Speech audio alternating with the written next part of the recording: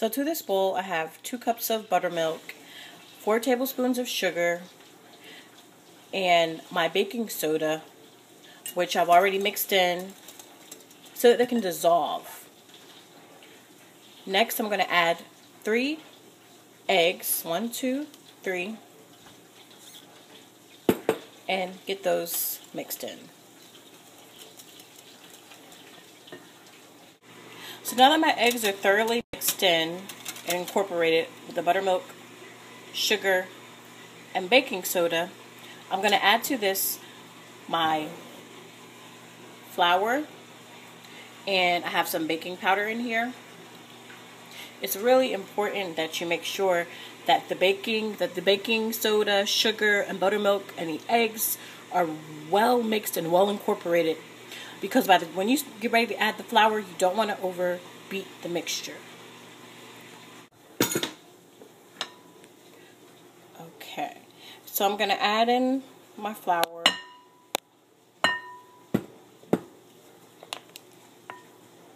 Start to incorporate.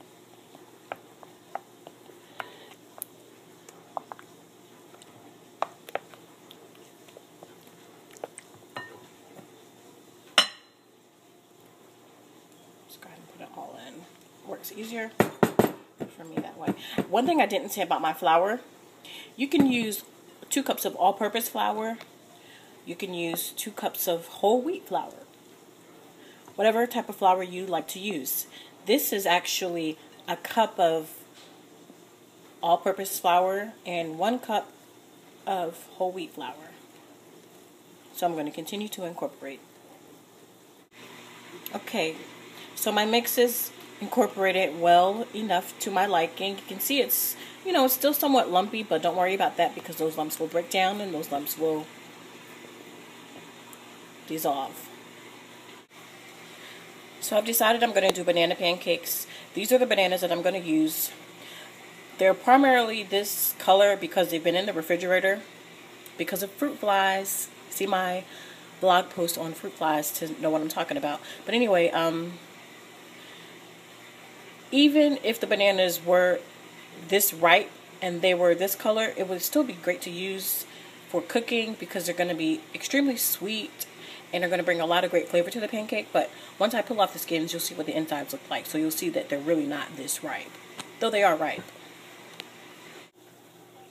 I just want to show you what it looks like without the skin and then with the skin, so you can see how ripe they are. I mean, they are ripe.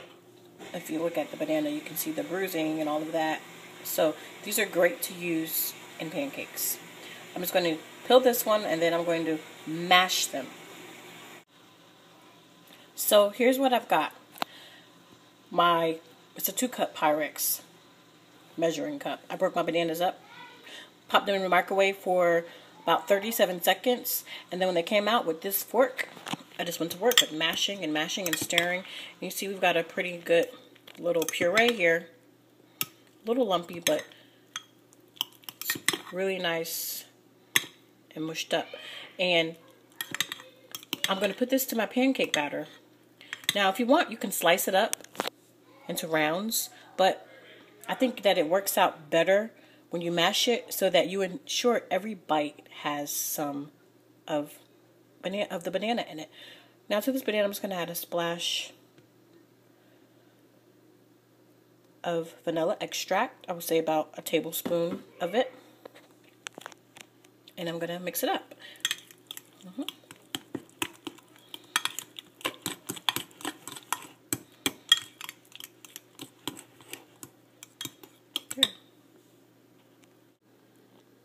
So here's my banana, which I've just dumped into the batter, and I'm just going to gently mix it in. And I do want to make sure it's thoroughly incorporated. But the pancake recipe in and of itself, it's a great basic pancake recipe. And you could do mashed sweet potatoes, if you've got leftover mashed sweet potatoes or leftover mixture from a sweet potato pie, and you can put that into the batter. You could grate some apples on a grater and make a nice apple cinnamon pancake. Add fresh blueberries, raspberries, whatever you like. Even a can of the pumpkin puree that you can buy. So anyway, whatever you like, you can add to this batter. So that's it. That was pretty easy. Now I'm just going to cook them up. Okay, that wasn't it. I forgot. 4 tablespoons of melted butter.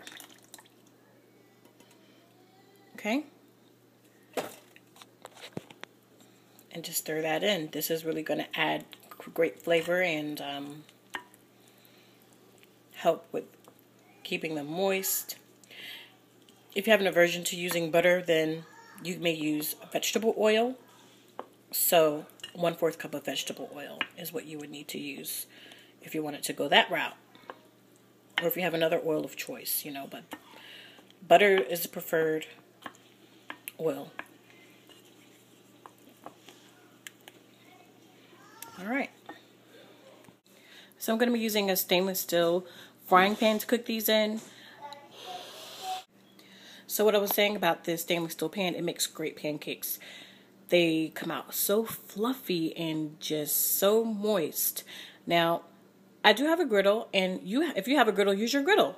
They're still going to taste great, but this just really does a good job cooking. And it's stainless steel, and if you have got a stainless steel frying pan, I would really recommend you try making it in that. So I'm going to use some butter to cook these in. Again, if you have a problem with that, then use vegetable oil or whatever you want. Tweak it, okay? Use whatever you want to use or whatever you would normally use. I don't make these every day. I don't even make them every weekend. But when I do make them, I want to make them right. I want them to taste really, really good. Not saying that they won't taste good with vegetable oil, but they're better with butter. I want you all to see this melon baller. This is what I'm going to use to scoop out my pancake batter. I will probably use 2 to 3 scoops, and this will help ensure that the pancakes are proportionate. I'm not really concerned about whether or not they're perfect circles or anything like that, but I do want them to relatively be the same size, use the same amount of batter. This is a great, great way to do that, using a melon baller, okay?